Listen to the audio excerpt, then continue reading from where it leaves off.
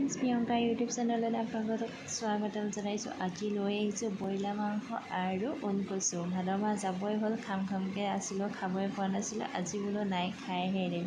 স্কুটিখন লৈ গৈ ধুমাধুম মাংস লৈ আহিলোঁ। আৰু মই ইয়াতে এতিয়া আলু, পিঁয়াজ, আদা, নহৰু, শুকান জলকীয়া দুটামান লৈছোঁ।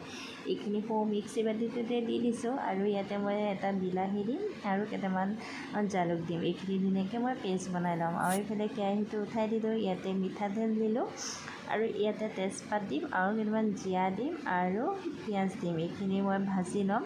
তাতে মাংসখিনি দি দিম, আলু দি দিম আৰু অকণমান নিমখ দি দিম। এইখিনি ধুনীয়াকৈ ভাজি হোৱাৰ পিছতে মই ইয়াত মছলা দিম, জিৰা গুড়ি, জলকীয়া গুড়ি, চিকেন মছলা আৰু আদা নহৰু পেষ্টখিনি দি এইখিনি ধুনীয়াকৈ অলপ ভাজি ল'ম। ভাজি হোৱাৰ পিছতে ইয়াতে মই ওলকচুখিনি এতিয়া দি দিম। এয়া ওলকচু দি দিলোঁ। এতিয়া মই এইখিনি ধুনীয়াকৈ ভাজি ল'ম। ভাজি হৈ গ'লে ইয়াতে মই অকণমান পানী দিম। ভাজি হৈ গৈছে, ইয়াতে মই অকণমান পানী দি দিছোঁ।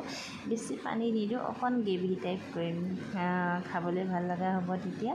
ইয়াতে মই এতিয়া হৈয়ে গৈছে, ইয়াত মই অলপ মান ধনিয়া দি দিছোঁ। এতিয়া মই গেছটো অফ কৰি দিম। আৰু দেখিছেনে, আমাৰ ওলকচু আৰু মাংস হৈ গ'ল ৰেডি। খাবলৈ যে কি সোৱাদ লগা হৈছিল নহয়।